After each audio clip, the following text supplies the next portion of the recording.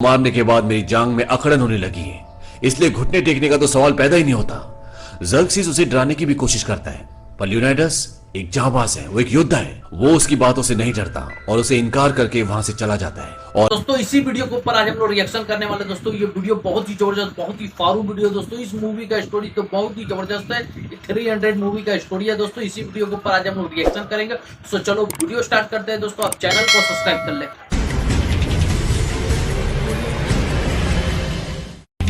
मारने के बाद मेरी जांग में अकड़न होने लगी है, अकड़न इसलिए होने घुटने लगी है टेकने का तो मेरी सवाल जांग पैदा ही नहीं होता। जर्क्सिस उसे डराने की भी कोशिश करता है, ये पर पार्ट 2 है। लियोनाइडस पार्ट एक 1 मेरे जांबाज है, चैनल वो पे एक आप योद्धा जाके है। देख सकते वो हैं। उसकी बातों पूरा से नहीं स्टोरी डरता आपको समझ और उसे में आएगा। इनकार करके वहां से चैनल चला को जरूर जाता है। सब्सक्राइब और कर अब लेना। जर्क्सिस अपनी सबसे ताकतवर फौज की टुकड़ी को भेजता है, और ये इंसान नहीं होते, पर ये 300 स्पार्टन्स इन सब का मुकाबला करते हैं। और जर्क्सिस की सेना में एक बहुत बड़ा योद्धा भी होता है, जो कि इन शैतानों से भी बहुत खौफनाक होता है। पर लियोनाइडस उसे मार देता है, और इसके साथ साथ बाकी सभी को ये 300 स्पार्टन्स मौत के घाट उतार देते हैं। और इस जीत के बाद लियोनाइडस को भी जर्क्सिस की लाखों की सेना से जीत की एक नामुमकिन सी उम्मीद दिखने लगती है। और अगली सुबह जर्क्सिस अपनी एक बहुत बड़ी सेना के साथ एशियाई जादूगरों को भी भेजता है, पर उन छोटे और पतले रास्तों पर तादाद का कोई महत्व नहीं। और ये 300 स्पार्टन्स और कुछ आर्केडियंस भी, जो अब स्पार्टन्स के साथ मिलकर जर्क्सिस के खिलाफ लड़ रहे हैं, वो जर्क्सिस की पूरी सेना को और उनके साथ जो खौफनाक जानवर होते हैं उन सबको मौत के घाट उतार देते हैं। और इस शिकस्त के बाद खुद को देवता कहने वाला जर्क्सिस भी गुस्से और खौफ में आ जाता है, और वो अपने ही सिपह सालारों को मौत के घाट उतार देता है। पर आज इस जंग में स्पार्टन्स के सेनापति का बेटा भी शहीद हो जाता है, इसीलिए वो जीत का जश्न नहीं मनाते। वहीं दूसरी तरफ एफियाल्टिस, जो कि कुबड़ा होता है, जो पहले लियोनाइडस के पास आया था, वो जर्क्सिस के पास जाता है। जर्क्सिस उसे बोलता है कि तुम्हारा ईश्वर बेरहम है, जिसने तुम्हें ऐसा बनाया, और उससे बेरहम है ये स्पार्टन्स, जिन्होंने तुम्हें धुतकारा। लेकिन मैं एक दयालु हूं, तुम जो चाहते हो मैं तुम्हें वो सब दूंगा जो तुमने सोचा भी नहीं होगा। बस मुझे वो रास्ता बता दो जिससे हम इन सभी स्पार्टन्स को चारों तरफ से घेर लें। और एफियाल्टिस उसकी बात मान जाता है। वो कहता है, हाँ मुझे सब कुछ चाहिए, मुझे दौलत चाहिए, मुझे औरत चाहिए, और मुझे एक वर्दी भी चाहिए। जर्क्सिस बोलता है कि दिया, जो तुम्हें चाहिए वो सब कुछ दिया। वहीं दूसरी तरफ स्पार्टा की रानी, लियोनाइडस की बीवी, इस कोशिश में होती है कि लियोनाइडस तक स्पार्टा की फौजों को भेजा जाए, लेकिन सांसदों को मनाना इतना आसान नहीं होता। सारे सांसद उसकी बात नहीं मान रहे होते, और इन्हीं सांसदों में एक सांसद होता है थेरॉन, जो कि जर्क्सिस के साथ मिला हुआ होता है, और वो बिल्कुल भी नहीं चाहता कि स्पार्टन फौजें इन 300 लोगों की मदद के लिए जाए। रानी रात को उसे मिलने के लिए बुलाती है। वो बोलती है कि मुझे तुम्हारे वोट की जरूरत है, संसद में अगर तुम अपना वोट दोगे तो वो उन 300 जाबाज के लिए मदद भेजेंगे। वो बोलता है कि मैं उनकी मदद क्यों करूं, इससे मुझे क्या फायदा होगा। रानी बोलती है कि वो तुम्हारे राजा हैं। थेरॉन बोलता है कि जंग और पॉलिटिक्स अलग होती है। रानी बोलती है कि तुम्हें क्या चाहिए। दरअसल रानी के ऊपर उसकी गंदी नजर होती है। थेरॉन बोलता है कि तुम्हें पता है कि मुझे क्या चाहिए, और अगर तुम स्पार्टा को और अपने राजा को बचाना चाहती हो तो तुम्हें वो करना पड़ेगा।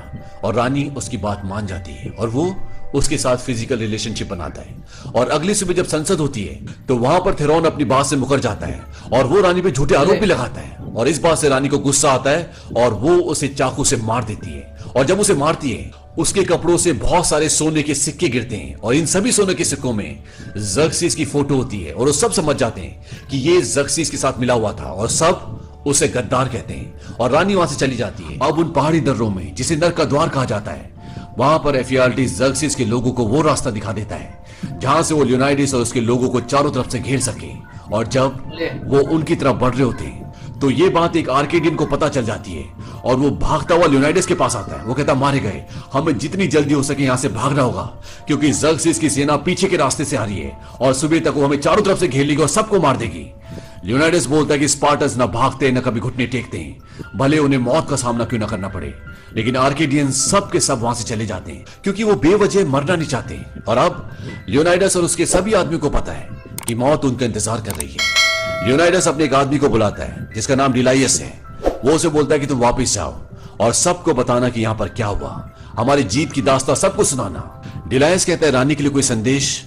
लियोनाइडस कहता है कि कहने के लिए मेरे पास कुछ भी नहीं है। वो उसे अपना एक लॉकेट देता है, और इसके बाद डिलाइयस वहां से चला जाता है। और अगली सुबह इन्हें चारों तरफ से घेर लिया जाता है, और जर्क्सिस के एक आदमी लियोनाइडस को बोलता है कि अगर तुम अपने हथियार डाल दो तो तुम्हें पूरे यूनान का जंगी सरदार बना दिया जाएगा। स्पार्टा पहले से भी ज्यादा दौलतमंद होगा। बस तुम्हें जर्क्सिस के सामने अपने हथियार डालने होंगे, अपने घुटने टेकने होंगे, और शहंशाह जर्क्सिस का हुक्म मानना पड़ेगा। यहां पर एफियाल्टिस भी होता है, वो कुबड़ा जिसने इन्हें पीछे का रास्ता बताया होता है। वो लियोनाइडस से बोलता है कि मैं तुमसे विनती करता हूं, इनकी बात मान लो और अपने साथियों की जान बचा लो। लियोनाइडस को वो रात याद आती है जब उसने उस सर्द रात में उस खूंखार भेड़िए का मुकाबला किया था और उसे मौत के घाट उतार दिया था। अब लियोनाइडस अपना कवच उतार देता है, अपनी ढाल फेंक देता है और एफियाल्टिस को बोलता है कि मेरे भाई, तुम्हारी उम्र बहुत लंबी हो। और इसके बाद वो अपना भाला भी फेंक देता है और घुटनों के बल बैठ जाता है। उसे अपनी पत्नी याद आती है जिससे वो बहुत प्यार करता है। और तभी लियोनाइडस अपने एक आदमी को आवाज लगाता है, स्टेलियस! और स्टेलियस भागता हुआ आता है और लियोनाइडस के ऊपर पैर रखकर उछलता है और जर्सिस के दूत को अपने भाले से मौत के घाट उतार देता है। जर्सिस बोलता है, खत्म कर दो इन सबको। इसके बाद लियोनाइडस उठता है और अपना भाला उठाता है और पूरी ताकत से जर्सिस की तरफ फेंकता है और वो भाला उसका गाल छूकर निकल जाता है, जिससे उसके गाल से खून निकलना शुरू हो जाता है। और तभी हजारों तीर उनकी तरफ आते हैं और इस तरह से जावा स्पार्टन यूनान के लिए, स्पार्टा के लिए शहीद हो जाते हैं। वहीं दूसरी तरफ डायलस रानी के पास पहुंचता है और उसे लियोनाइडस का लॉकेट देता है। वो समझ जाती है कि लियोनाइडस अब इस दुनिया में नहीं रहा और रानी उस लॉकेट को अपने बेटे को पहना देती है। अब डायलस सांसदों के पास जाता है और बोलता है, राजा को कोई श्रद्धांजलि, कोई स्मारक या कोई जीत का नगमा नहीं चाहिए था, बस उनकी यही ख्वाहिश थी कि हमें याद रखा जाए। अब दिखाते हैं कि डायलस के सामने 10,000 की फौज है और डायलस ये पूरी कहानी इन 10,000 स्पार्टन्स को सुना रहा होता है और इनके सामने जर्सिस की एक विशाल सेना होती है। डायलस बोलता है कि इन सब के दिल में डर है क्योंकि ये सब राजा लियोनाइडस और 300 स्पार्टन्स की तलवारों का कहर भूले नहीं है। और इसके बाद ये सभी जर्सिस की सेना की तरफ अपनी खूनी तलवारों के साथ बढ़ना शुरू कर देते हैं। ये मूवी का स्टोरी यहीं पे खत्म होता है दोस्तों। इस वीडियो का ओरिजिनल लिंक आपको डिस्क्रिप्शन में मिल जाएगा दोस्तों। फिर मिलते हैं दोस्तों नेक्स्ट बेस्ट वीडियो के साथ दोस्तों। आज के लिए दोस्तों बस इतना ही दोस्तों। चैनल को सब्सक्राइब करें, लाइक करें, शेयर करें, कमेंट में आपको वीडियो कैसा लगा दोस्तों। एक से एक वीडियो है मेरे चैनल पे, आप जाके चैनल को देख सकते हैं दोस्तों। फिर मिलते हैं दोस्तों। जय हिंद दोस्तों।